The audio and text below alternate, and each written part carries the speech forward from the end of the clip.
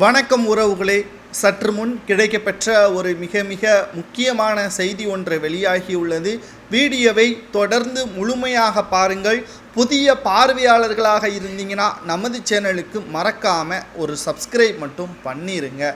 எடப்பாடி பழனிசாமி அவர்கள் ஆகஸ்ட் 16ஆம் தேதி மாவட்ட செயலாளர்கள் கூட்டத்தை கூட்ட உள்ளார். நேற்றே அதிகாரப்பூர்வமான அறிவிப்பு ஒன்றையும் வெளியிட்டுள்ளார். ஆனால் தற்பொழுது நீதிமன்றத்தில் 3 தென் மாவட்ட செயலாளர்கள் எடப்பாடி பழனிசாமியை கட்சியிலிருந்து நீக்க வேண்டும், அவர் தொடர்ந்து மாவட்ட செயலாளர் பதவியை பயன்படுத்தி வருகிறார்.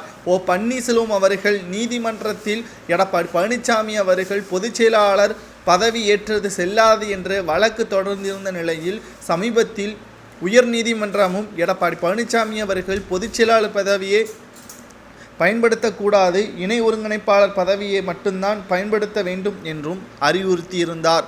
ஆனால் மீண்டும் எடப்பாடி பழனிசாமி அவர்கள் பொதுச் செயலாளர் பதவியை பயன்படுத்தி வருவதால் எங்களுக்கு இதில் உடன்பாடு இல்லை என்று சில மாவட்ட செயலாளர்கள் நீதிமன்றத்தில் கூறியுள்ளனர்.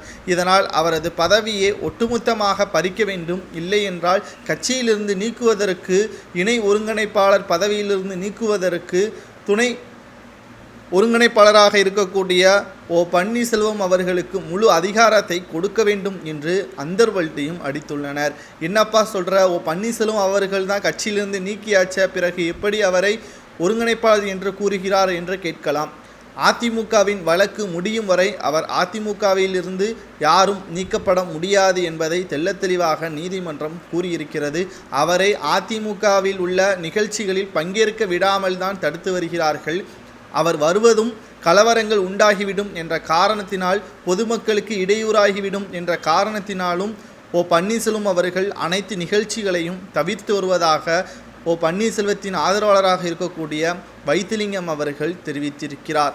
ஆனால் தற்பொழுது இந்த வழக்கு நீதிமன்றத்தில் விசாரணைக்கு வரும்பொழுது எடப்பாடி பழனிசாமி அவர்கள் மீண்டும் தவறை செய்வதால் அவரது பதவி மட்டுமல்ல கட்சியிலிருந்தும் நீக்கலாமா, மாவட்ட செயலாளர்கள் எடப்பாடி பழனிசாமியின் மீது அவ்வளவு கோபம் ஏன் என்று பார்க்கும் பொழுது கடந்த 10 தேர்தல்களில் அதிமுக தோல்வி, இதுதான் அவர்களது கோபமாக பார்க்கப்படுகிறது.